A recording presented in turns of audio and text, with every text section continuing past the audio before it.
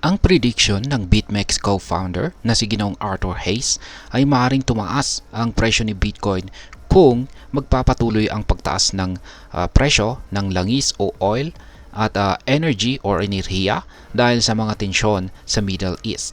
Ayon sa kanya, kapag tumaas ang presyo ng enerhiya or energy, tataas din ang halaga ni Bitcoin sa fiat currency. At ayan po ang siyang ating pag-uusapan sa video na ito. Pero bago po tayo magpatuloy, ay nais ko lamang po munang bigyang linaw ang aking disclaimer kung saan ang nilalaman po ng video na ito ay hindi po ito isang financial advice. For education and information purposes lamang po ang layunin nito. At ayan, ang unang katanungan po rito ay bakit tumataas ang presyo ni Bitcoin. Una po sa lahat, ang Bitcoin or si Bitcoin ay tinuturing na stored energy in digital form. Kapag tumaas ang presyo ng enerhiya tulad ng langis, tataas din ang halaga ni Bitcoin sa fiat currency.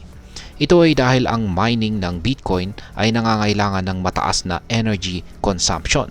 Kung tumaas ang presyo ng energy, tataas din ang operating cost ng mga miners. Ngunit dahil sa limitadong supply ni Bitcoin, ang demand nito ay maaring magpatuloy na tumaas at magdudulot ng pagtaas ng kanyang presyo. Ngayon ay paano naman nakakaapekto ang historical events kay Bitcoin? Sa kasaysayan ay nakita natin ang pagtaas ng mga commodities tulad po ng langis at ginto tuwing may geopolitical tension. Halimbawa, mula noong 1973 hanggang 1982, ang presyo ng langis ay tumaas po ng 412% habang ang ginto naman ay tumaas po ng 380%. Ayon po kay Ginoong Hayes, kahit na hindi pa nararanasan ni Bitcoin ang ganitong uri ng oil crisis, nagpapakita ito ng correlation sa mga commodities sa panahon na ito ay nakakaranas ng inflationary periods. Sa madaling salita, kung tataas ang presyo ng langis o oil dahil sa mga tensyon, maaaring magpakita rin ng parehong trend itong si Bitcoin. Ngayon ay ano ang epekto ng mining profitability kay Bitcoin?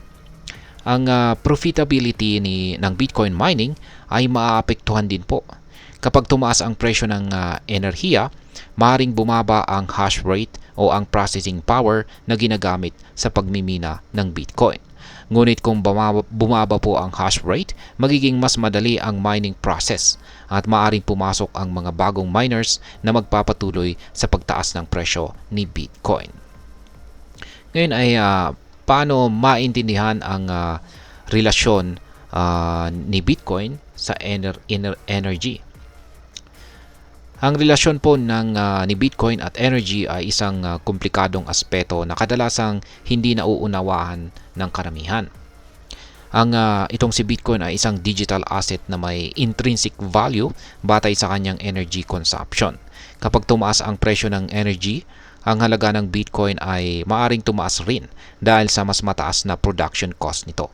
Ayon kay Ginoong Hayes, si Bitcoin ay mananatiling valuable or napakahalaga at maaring tumaas pa ang presyo nito kapag nagkaroon ng oil crisis.